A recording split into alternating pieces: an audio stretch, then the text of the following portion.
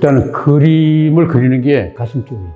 그래서 가슴 뛰는 일을 하는 거는 좋잖아요. 그죠? 그러니까 제가 가슴 뛰는 일을 하니까 기분도 좋고, 마음도 업되고, 기분도 업되고. 그래서 지금 저에게는 가슴 뛰는 일이에요. 그림 그리는 일. 다른 거를 다 제쳐두고 하고 있죠. 그런 것들을 여기에다가 맞춰서 일상을 막 바꿔가고 있죠.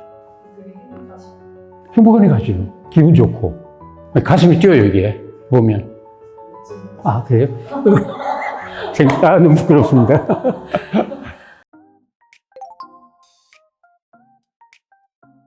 네, 안녕하세요. 저는 이상익이고요. 나이는 71세입니다. 그리고 여행 드로잉 배운 지는 1년 조금 지났습니다. 제가 지금 생각해 보면은 군생활 32년, 학교 선생님으로 한 11년, 그 다음에 이제 청소년 동아리 활동해서 아이들하고 만난 게 한 10년 가까이 돼서 길었던 것 같아요. 근데 끈기라고 생각을 해요. 그래서 끈기로 왔고, 지내는 동안 아이들이 가끔 저한테 호긍정이라고 얘기를 좀 하더라고요. 그러니까 부정을 생각하면 머리가 좀 아파서 가급적 긍정을 생각하기 때문에 아이들이 초긍정 뭐 이렇게 불러주기도 했었어요. 그래서 긍정적이고 하여튼 그 끈기 있게 산다라는 그런 마음을 가지고 있죠. 제가 그림을 그려본 적이 거의 없었는데 처음에 이제 이거 배워가지고 제 그 여행하는 친구들이 있어요. 그 친구들한테 갔을 때에 여행 드로잉으로 그림을 그려서 앨범을 하나 만들어주고 싶었어요. 전에는 제가 사진으로 앨범을 만들어줬거든요. 그러니까 좀 더 폼나게 여행 스케치를 해가지고 만들어서 주면 좋겠다고 생각해서 시작하게 됐지요. 그게 보니까, 왜냐면, 통상적으로 아이들이 학원을 보내놓고 나면 저절로 다 배워오는 것을 알고 있었고, 저도 그림을 배우러 오면 바로 내일 모레면 피카소처럼 되는 줄 알았어요. 그래서 우리 같이 배운 그부 중에 한 사람은 그림을 배우러 와가지고서 숨이 막혀서 옥상에도 올라갔었어요. 왜 숨이 막힌다 그러면 자기 아시는 분이 굉장히 그림을 슥슥 여행만 가면 슥 그려서 자, 이거 네 그림에 이렇게 보여준대요. 그러니까 자기도 그게 너무 부러워서 배우러서 와보니까 자기는 초보였던 겁니다. 그러니까 막 이거는 안 되고 저거는 이렇게 막 숨이 막혔다는 그런 얘기를 듣고 저도 마찬가지로 와서 처음에는 그릴 줄 알았는데 뭐 전혀 그림이 안 되죠. 지금도 잘 안 돼요. 그러니까 선생님이 계신 거고. 근데 한 가지 제가 이제 믿는 구석은 콩나물은 물만 좀 자라니까 저도 계속 물 주고 있는 거니까 잘할 것이다 생각은 하고 있지요. 솔직히 말하면 제가 크게 달라진 것 같지는 않아요, 사실은. 그런데 한 가지 이제 크게 달라진 점은 이런 게 달라졌어요. 어떤 사물을 보면 그리고 싶다. 그리고 그릴 수 있을 것 같다.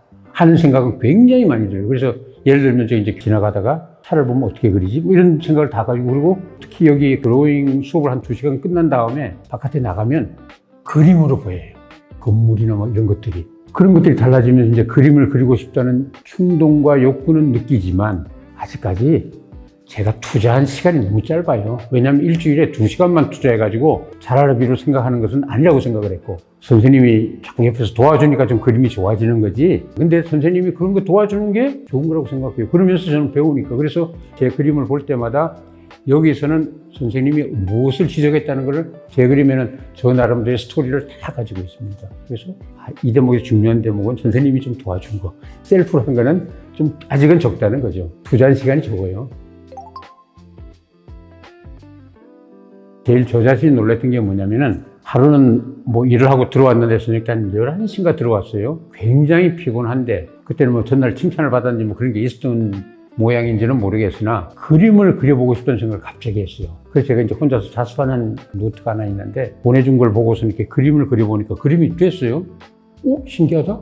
이게 되네라고 생각했어요. 그러고 나서 그 피곤한 몸을 이끌고 그림을 그려보겠다는 그런 마음이 생긴 거. 그다음부터 한 몇 주간은 혼자서 그려도 봤지요. 그러니까 그런 것들이 이제 변해가면서 앞으로 그리는 시간이 늘어날 때는 언제인가를 생각하면은 조금 잘 그릴 때. 아직은 조금 초딩처럼 그림이 되기 때문에 그 순간은 언젠가는 넘어갈 거라고 생각해요. 급하게 생각하지 않아요. 그러니까 다음에 제가 잘 그림 한번 그려서 보여드릴게요.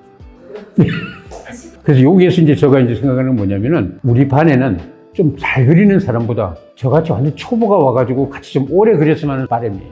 그래서 잘 그리는 사람이 오면 배울 게 좀 적잖아요. 저 같은 사람은 모든 걸 다 배워야 되니까 오래 가야 돼요. 그래서 오래 가야 되니까 오랫동안 배울 수 있는 사람이고 같이 또 오래 좀 이렇게 얘기도 할 수 있고 같이 이제 급으로서 취미생활도 하고 뭐 이렇게 할 수 있는 시간이 되니까 저는 이제 그런 사람 오기를 학수고대하면서 저보다 좀 못 그리는 사람이면 더 좋죠.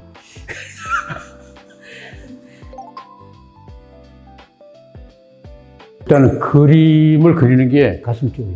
그래서 가슴 뛰는 일을 하는 거는 좋잖아요. 그죠? 그러니까 제가 가슴 뛰는 일을 하니까 기분도 좋고 마음도 업되고 기분도 업되고 과자도 사갖고 오고 그런 것들이 다 거기에 백그라운드를 두고 있는 것 같아요. 그래서 지금 저에게는 가슴 뛰는 일이에요. 그림 그리는. 다른 거를 다 제쳐두고 하고 있죠. 근데 또 그림 그리러 와야 되거든요.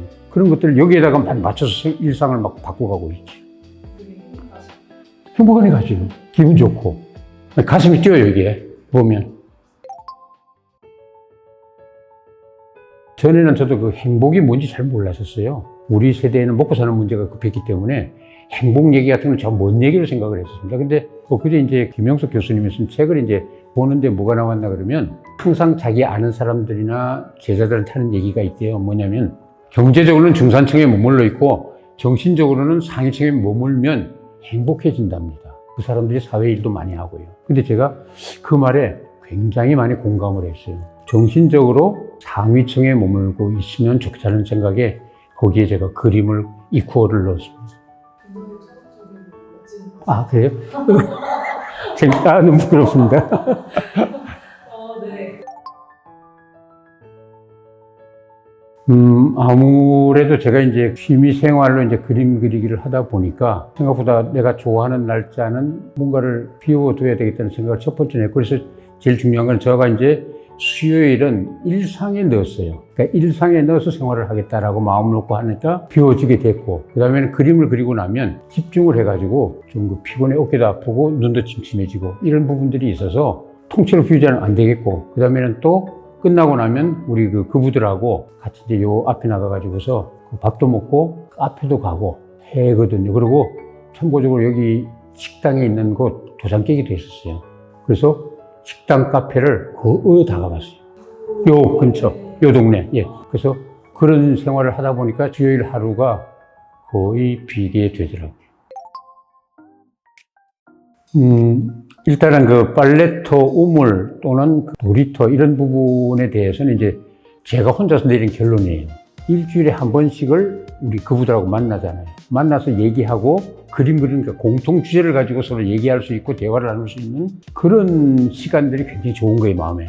그것도 하나의 저의 핑계일 수 있습니다. 왜냐하면 그림을 잘 그리는 사람은 그림이 더 좋겠죠. 저는 조금 그림을 못 그리니까 저 이제 합리화를 하기 위해서. 근데 실제로 이 대화를 막 해보면 저는 이제 그런 것에서 놀이터, 팔레터 또는 뭐 우물가 이런 것들로 같이 어우러져서 일상하고 같이 연결되는 맥입니다. 일상의 생활에 집어넣으니까 그런 의미가 됐죠. 그러니까 실제로 우리가 살면서 일주일에 한 번씩 만나는 사람이라는 게 많지 않더라고요, 보니까.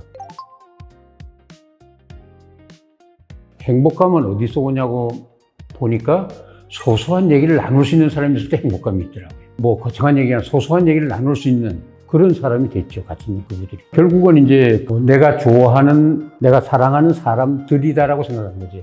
그러니까 그 사람들한테 아낌없이 주는 건 아니고 조금 주는 나무가 돼보자라는 마음에서 그냥 집에 있는 거, 제가 이제 둘이 살기 때문에 집에 과자를 좀 많이 사잖아요. 그러면 남은 거 갖고 오는 겁니다, 다른 게 아니고.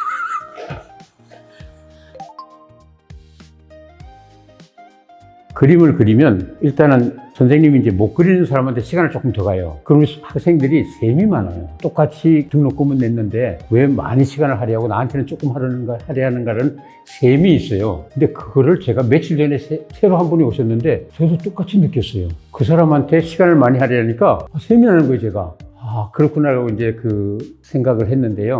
지금 현재 그림을 그리다 보면 잘못 그리는 그림이 많죠. 그 선을 이렇게 그려야 되는데 쭉 그어가지고서 망했어요라는 얘기도 좀 썼는데 그 말 쓰면 얘기하는 그 긍정의 힘이 약해지는 것 같아서 그냥 입 다물고 있고 좀 잘못 그리면 괜찮아요. 괜찮아요. 나중에 또 고치면 되게 상관없어요. 괜찮아요. 이렇게 하잖아요. 근데 마음속으로는 그래가지고 어떤 데는 가끔가다 한 번씩은 참 잘했어요가 나오죠. 좀 아싸 그러죠. 기분이 아주 나이스하고 아주 행복해져요.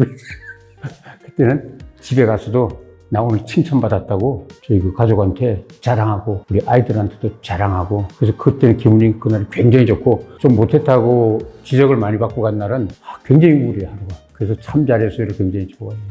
자랑하는 가족분들 반응이 어떠세요?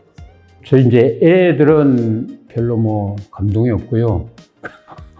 저희 집사람은 이제 잘했어 이렇게 얘기해주면 업되죠 제가.